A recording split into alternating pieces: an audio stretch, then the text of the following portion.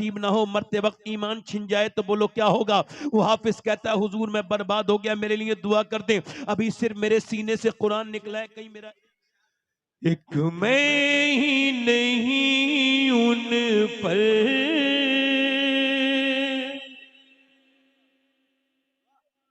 قربان زمانہ ہے، جو رب دو عالم کا محبوب یگانہ ہے، جو رب دو عالم کا محبوب یگانہ ہے، کل پل سے ہمیں جس نے خود پار لگانا ہے، کل پل سے ہمیں جس نے خود پار لگانا ہے، زہرا کا وہ بابا ہے، حسنین کا نانا ہے، زہرا کا وہ بابا ہے، حسنین کا نانا ہے، پورا دونوں ہاتھ اٹھا کے زہرا کا وہ بابا ہے، حسنین کا نانا ہے، جناب زندہ باد۔ مجھ سے زیادہ آواز تو آپ کے اندر ہے۔ نہیں، آخری شعر ہائے پڑھتا ہائے ہوں، ہائے ہائے آخری شعر۔ دو دروازوں سے سائل، یعنی بھکاری دو دروازوں سے خالی نہیں آیا کبھی، ایک تو میرے حضور کی چوکھٹ ہے، دوسری سیدہ فاطمہ کی چوکھٹ ہے۔ او در زہرا پر پھیلائے ہوئے دامن، او در زہرا پر پھیلائے ہوئے دامن، ہے نسل کریموں کی لجپال گھرانہ ہے نسل کریموں کی لجپال گھرانہ۔ تقریر شروع کر رہا ہوں، ایکو کم کر دیں، تقریر شروع کر رہا ہوں، اور تقریر کا عنوان پہلے بتا دیتا ہوں۔ تقریر کا عنوان ہے اللہ نے انسان کو کیوں پیدا کیا۔ میری تقریر کا میرا عنوان ہے۔ میں یہ سوال آپ سے بھی کرنے آیا ہوں، اپنی بہنوں سے بھی، مردوں سے بھی، عورتوں سے بھی، کہ اللہ نے انسان کو کیوں پیدا کیا؟ یہ ایک سوال ہے۔ صرف کھانے پینے کے لیے تو جانور بہت تھے، صرف کمانے کے لیے، پیسہ جمع کرنے کے لیے تو کفار نے ہم سے کہیں زیادہ پیسہ جمع کر رکھا ہے۔ تو اللہ نے انسان کو کیوں پیدا کیا؟ انسان نے اپنے لیے جو چیزیں بنائیں، جیسے بائک تو سفر آسان کرتی ہے، جیسے کار تو سفر آسان کرتی ہے، جیسے فریج ہے، ایسے ہی اللہ نے انسان کو جو بنایا تو کیا بے مقصد بنایا؟ اللہ خود ارشاد فرماتا ہے میں نے انسان کو آزمائش اور امتحان کے لیے پیدا کیا، پرکھنے کے لیے پیدا کیا، اس کو اس وجہ سے پیدا کیا کہ دیکھو کون اپنے نفس کا غلام بن جاتا ہے اور کون اپنے رب کو یاد کرتا ہے۔ امتحان ہے، روز ہے، ہر وقت ہے، ہر ایک مقام کے آگے مقام ہے تیرا، حیات ذوق سفر کے سوا کچھ اور نہیں۔ یہ روز کا وقت ہے۔ مولا علی فرماتے ہیں کہ یہ زندگی، فرماتے ہیں دنیا یہ گزرگاہ ہے، یہ ٹھہرنے کی جگہ نہیں ہے، یعنی دنیا گزرگاہ ہے، ٹھہرنے کی جگہ نہیں ہے، ٹھہرنے کی جگہ آخرت ہے۔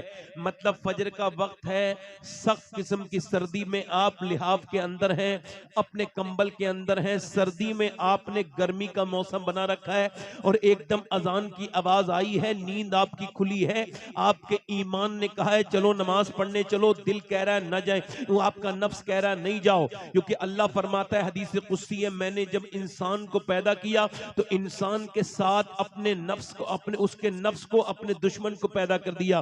یعنی انسان کا جو نفس ہے وہ اللہ کا دشمن ہے. اب وہ دشمن خدا کہہ رہا ہے نہ اٹھ، ابھی سردی بڑی ہے، بہار کا موسم بڑا سخت ہے، مگر ایمان کہہ رہا ہے اذان ہو گئی ہے میں اٹھ کے جاؤں گا.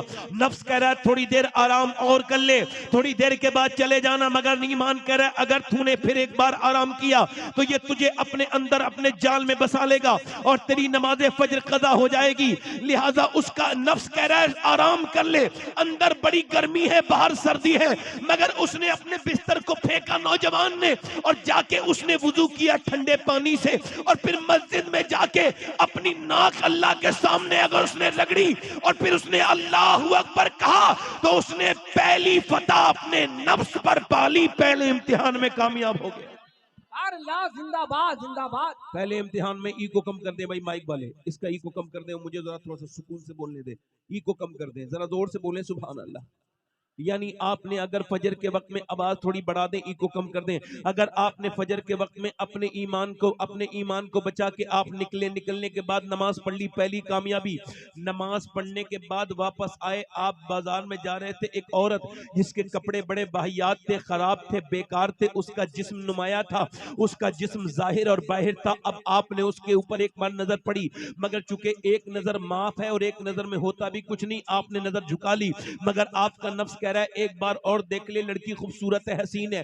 آپ نے نہیں دیکھا، پھر آپ کا نفس کہہ رہا ہے ایک مرتبہ اور دیکھ لے. آپ نے اپنے نفس سے کہا ذلیل مجھے برباد نہ کر. میرے نبی نے فرمایا آنکھوں کا زنا بھی آنکھوں کا زنا ہے، یعنی آنکھوں سے دیکھنا یہ آنکھوں کا زنا ہے. جو غیر عورت کو اپنی آنکھوں سے دیکھے گا بری نظر سے، اللہ اس کی آنکھوں میں آگ کی سلائی لگوائے گا، آگ کی کیلیں ٹھکوائے گا. آنکھوں کا بھی زنا زنا ہے، لہٰذا میں نہیں دیکھوں گا. لڑکی نکل کے جا رہی ہے، نفس کہہ رہا ہے ایک مرتبہ دیکھ لے. آپ نے نہیں دیکھا، اور جیسے ہی وہ لڑکی نکل گئی آپ نے اعلی حضرت کا یہ شعر پڑھا، یا الہی رنگ لائیں جب میری بے باکیاں، ان کی نیچی نیچی نظروں کی حیا کا ساتھ ہو. واہ آپ دوسرے امتحان میں پاس ہو گئے. سبحان اللہ زندہ باد زندہ باد. یعنی آپ کا روز امتحان ہے، آپ کے موبائل پہ چلتی ہوئی اسکرین آپ کا امتحان ہے. آپ کی یہ جو بیماری ہے، واہیات قسم کی لڑکیوں کو دیکھتے دیکھتے آپ نے یہی نہیں سوچا کہ اللہ نے مجھے کیوں پیدا کیا تھا. حضرت امام سیدنا امام حسن بصری جنہوں نے ام المومنین ام سلمہ کا دودھ پیا، وہ بیان کرتے ہیں جو حضرت مولا علی کے خلیفہ بھی ہیں، مرید بھی ہیں، شاگرد بھی ہیں، تابعی بزرگ بھی ہیں، بہت بڑے شیخ بھی ہیں. سارے سلسلے نقشبندی، سہروردی، قادری، چشتی، چاروں سلسلے انہی سے چلتے ہیں. وہ سب سے بڑے بزرگ ہیں مولا علی کے بعد ان سلسلوں کے اعتبار سے. وہ کہتے ہیں میرا ایک مرید جو کہ بہت بہترین حافظ تھا، پورے بصرہ میں اس سے ٹناٹن، اس سے مضبوط حافظ کوئی نہیں تھا. میرے پاس آیا، آ کے بولو حضور میں برباد ہو گیا. میں نے کہا کیا ہوا؟ کہنے لگے کل سے قرآن کی ایک آیت تک یاد نہیں. یعنی کل تک جو سب سے مضبوط حافظ تھا، آج اس کے دل سے ایمان نکل گیا، اس کا قرآن نکل گیا. وہ کہتا ہے حضور کل سے قرآن کا پورا قرآن میرے اندر سے نکل گیا. کیا ہوا تھا؟ کہنے لگے ایک لڑکی کو پسند کرتا تھا، اس کا پیچھا کر رہا تھا. اس نے پلٹ کے مجھے دیکھا اور کہا ایک تو مسلمان، دوسرا حافظ قرآن، تجھ کو شرم نہیں آتی میرا پیچھا کرتا ہے؟ مسلمان لڑکی کا جینا دشوار کرتا ہے. مسلمانوں کے کام تو یہ نہیں، تیرے نبی کی سنت تو یہ ہے. ایک عورت آئی بغیر دوپٹے کے، میرے نبی نے فرمایا سلمان لے اس کے سر پہ چادر رکھ دے.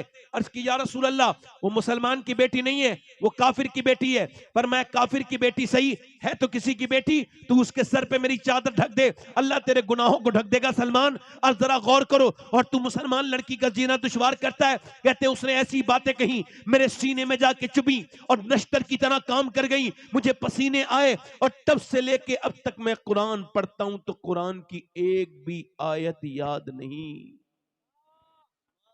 یعنی میرا ایمان اللہ اللہ خطرے میں ہے. قرآن نکل گیا حضور، ابھی میرا اللہ ناراض ہوا ہے. میرا قرآن نکل گیا، کہیں میرا ایمان نہ نکل جائے. اللہ. میرے دوستو، امام حسن بصری فرماتے ہیں میرے زمانے میں جتنے لوگ بھی بے ایمان ہو کے مرے وہ سب وہ تھے جو عورتوں کو بری نظر سے دیکھتے تھے. اس دور میں مجھے لگتا ہے کہ ایمان بڑا سخت خطرے میں ہے. سیدنا شیخ محی الدین عبد القادر جیلانی غوث العظم۔ زندہ باد۔ رمضان کے مہینے میں لوگ خوشی منا رہے ہیں، کل عید ہے، چاند نظر آ گیا، غوث العظم رو رہے ہیں، اور لوگوں نے پوچھا حضور روتے کیوں ہیں؟ آپ نے فرمایا لوگ کہتے ہیں کل عید ہے، پرسوں عید ہے، عبد القادر کی عید اس دن ہوگی جس دن دنیا سے ایمان کے ساتھ جائے گا۔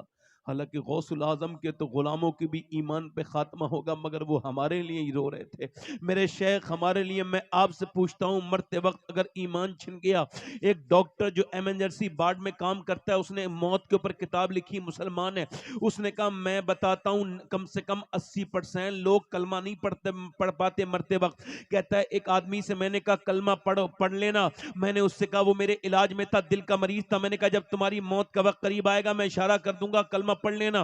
کہتے ہیں میں نے جب اسے موت کے وقت پہ اشارہ کیا، اس نے کلمہ نہیں پڑھا بلکہ لکھ کے دے دیا کہ میری زبان پہ فالج گر گیا ہے، پڑھنا چاہتا ہوں تو پڑھ نہیں پا رہا ہوں۔ کیوں؟ کہنے لگے اس نے لکھ کے بھیجا کہ میں غیبتیں کرتا رہتا تھا، اسی وجہ سے میرے ایمان پہ میری زبان پہ یہ جو ہے نا فالج گر گیا۔ مرتے وقت کلمہ نصیب نہ ہو، مرتے وقت ایمان چھن جائے تو بولو کیا ہوگا؟ وہ حافظ کہتا ہے حضور میں برباد ہو گیا، میرے لیے دعا کر دیں، ابھی صرف میرے سینے سے قرآن نکلا ہے، کہیں میرا ایمان نہ نکل جائے۔